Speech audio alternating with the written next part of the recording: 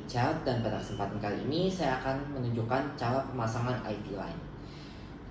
Sebelum kita memasang IV line pada pasien kita harus pastikan pasien kita itu berada pada ATLS 2. Di sini pasiennya berada pada kategori ATLS 2. Nah, setelah kita memastikan pasien yang berada pada ATLS 2, kita harus menggrade pasien kita. Baik, selamat pagi Bapak, nama saya Dr. Richard dan pada kesempatan kali ini saya akan memasangkan IV line pada tangan Bapak. Setelah kita menggrade pasien kita harus menyiapkan alat-alat yang dibutuhkan untuk IV line, seperti cairan infus dan juga selang infusnya yang ini. Lalu kita juga punya sarung tangan, lalu kita punya tourniquet, lalu kita punya sellotape. Di sini sellotape-nya bukan yang untuk alergi, tapi yang biasa. Lalu di sini kita punya kanula dan jarum IV line-nya sendiri. Lalu kita di sini punya gunting, dan di sini kita juga punya cairan antiseptik. Nah, untuk cairan antiseptik ini sebenarnya bisa digantikan dengan alcohol swab. Hanya saja karena di sini tidak ada alcohol swab, maka kita gunakan cairan antiseptik. Nah, sebelum kita melanjutkan, kita konfirmasi terlebih dahulu identitas pasien. Baik Bapak, boleh tolong disebutkan nama, tanggal lahir, dan umur Bapak? Saya Bambang, tanggal lahir saya 1 Januari tahun 2000. Oke, setelah kita memastikan datanya sesuai, kita periksa kembali juga di medical record apakah sesuai dan apakah memang pasien ini memerlukan IV line. Nah, berdasarkan medical record yang saya periksa, di sini pasien memang memerlukan IV line sehingga kita bisa melanjutkan ke tahap selanjutnya, yaitu informed consent. Baik Bapak, hal ini saya akan memasang IV line di tangan Bapak.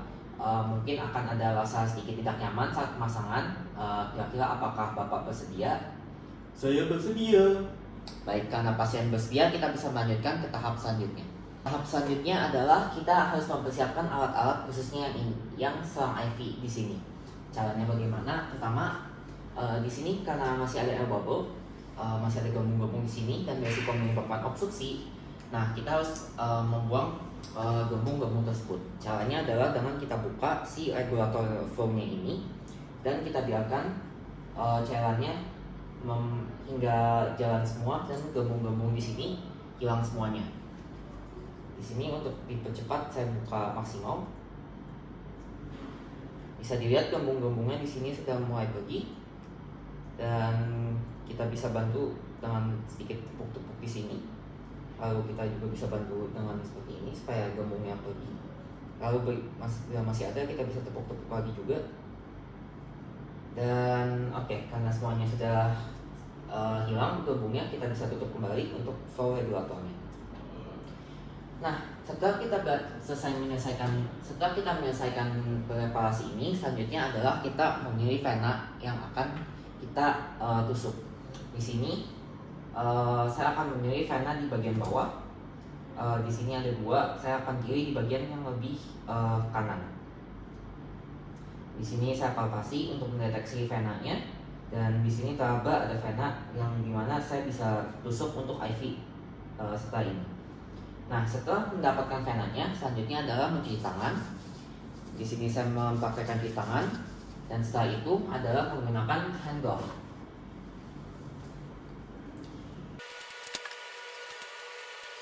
Setelah memasang hand glove, selanjutnya adalah untuk memasang tourniquet pada tangan pasien. Di sini ada tourniquetnya dan di sini masih sifatnya menyangkut. Jadi kita buka dulu seperti ini. Lalu kita minta pasien mengangkat tangan.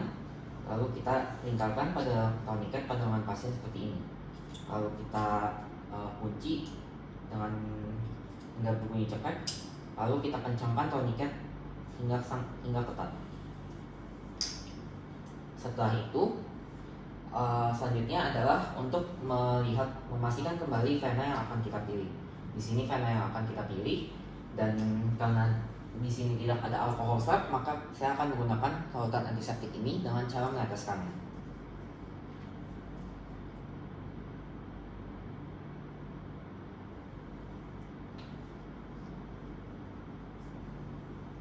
Perlu dipastikan pasien tidak memiliki alergi terhadap iodin sebelum meneteskan alkohol swab ini.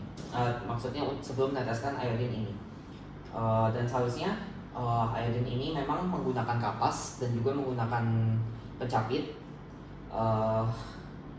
lalu baru dibarukan pada pasien. Namun karena di sini tidak ada alat-alat seperti itu, maka solusi terakhir adalah kita teteskan langsung kepada pasien. Pastikan pasien seluruh area yang kita akan pakai sudah ditetesi untuk mencegah infeksi lebih lanjut. Selanjutnya adalah kita membuka si kanula di sini. Di sini masih dalam keadaan tertutup, kita buka terlebih dahulu seperti ini. Dan di sini adalah jarumnya, jadi pastikan untuk tidak dipegang. Selanjutnya adalah untuk memberikan sedikit tekanan pada kulit pasien dengan cara skin taut. Lalu setelah kita melakukan skin taut, di sini kita masukkan jarum ini pada kemiringan pada derajat 20 sampai 30 derajat. Kita masukkan di sini. Setelah masuk, kita seharusnya di sini ada backflow bila pada pasien nyata. Namun karena di sini manekin tidak ada backflow. Nah, setelah itu kita dorong si kanulanya ini untuk maju sambil sedikit menarik jarum guidingnya.